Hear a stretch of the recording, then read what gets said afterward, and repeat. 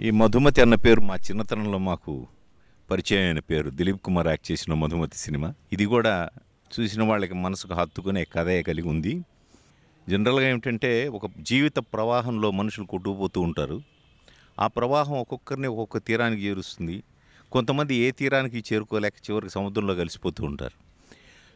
ఒక్కొక్క తీరాన్ని మంచి తీరం వచ్చినప్పుడు ఆ తీరానికి చేరుకోవాలని కష్టపడి ఈది అటువైపు పయనించే వాళ్ళు కొందరు, ఏ ప్రయత్నం లేకుండా ఆ ప్రవాహంతో కొట్టుకుపోయేవాళ్ళు కొందరు. ఇందులో హీరోయిన్ ఈ ప్రవాహంలో నాకు చావు తప్పదని తెలుసుకొని ఒక మంచి తీరం కోసం చేరుకోవాలని చేసే తపనే ఈ సినిమా. ఈ చిత్రాన్ని బాగా నిర్మించారు. ఇందులో పాటలు కూడా చాలా బాగున్నాయి. ముఖ్యంగా పాటల గురించి ఎందుకు చెప్పాలంటే, నేను ఈ చిత్రానికి సంగీత దర్శకత్వం వహించిన రాజ్ కిరణ్, నేను దర్శకత్వం వహించిన మొగుడ్స్ పెళ్ళాంస్ చిత్రం ద్వారా ద మ్యూజిక్ డైరెక్టర్గా పరిచయమైన వ్యక్తి. అప్పుడే నాకు అతనిలో స్పార్క్ కనిపించింది. జనరల్గా వేటూరు సుందరరామమూర్తి గురించి చెప్తూ ఉంటారు, పాటలు రాయడంలో ఆయన వేగం చాలా గొప్పదని. అలా ఇచ్చిన కాసేపట్లో పాట రాసేస్తాడని. అంత వేగం ఈయనకి ట్యూన్ చేయడంలో రాజ్ కిరణ్కు ఉంది. మీరు ఎటువంటి పాట ఇచ్చినా కూడా చాలా తక్కువ కాలంలో మంచి ట్యూనింగ్ చేస్తాడు, ఏదో ఒక ట్యూనింగ్ కాదు. అతనిలో ఉన్న ఒక మంచి బుద్ధి కూడా, తను చేసిన ట్యూనే తనే నచ్చకపోతే కూడా మనం ఓకే చేస్తే కూడా, సార్ ఈ ట్యూన్ ఇంకా బెటర్గా చేయొచ్చు, నేను మళ్ళీ ట్రై చేస్తానని కూడా చేసే లక్షణాలు కూడా అతనిలో ఉన్నాయి.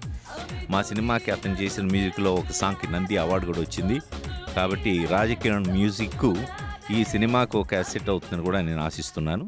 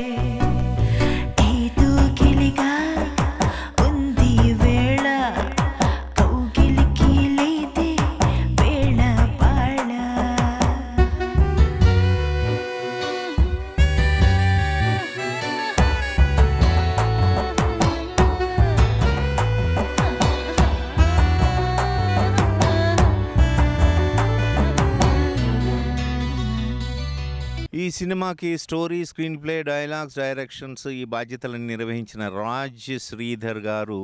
ఈయనకి డైరెక్షన్ మీద ఉన్న శ్రద్ధ, అలాగే సాహిత్యం పట్ల కూడా అభిరుచి ఉంది. ఈయన ఇందులో ఒక 3 పాటలు రాశారు. అంటే రచయిత కూడా కాబట్టి మంచి అభిరుచి ఉన్న వ్యక్తి. కడియం రమేష్ బాబు గారు కూడా ప్రొడ్యూసర్గా ధైర్యం చేసి ఇటువంటి సబ్జెక్ట్ని టేకప్ చేయడం అన్నది ప్రశంసనీయం. అటు పేరు ప్రతిష్టలు కానీ డబ్బు కానీ రెండూ సంపాదించుకొని ఇండస్ట్రీలో నిలదొక్కుకోవాలని నేను ఆశిస్తున్నాను.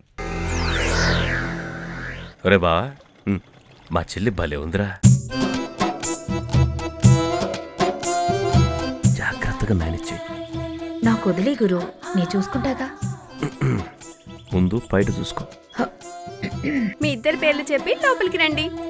నీ పేరేంటి గురు? కార్తీక్.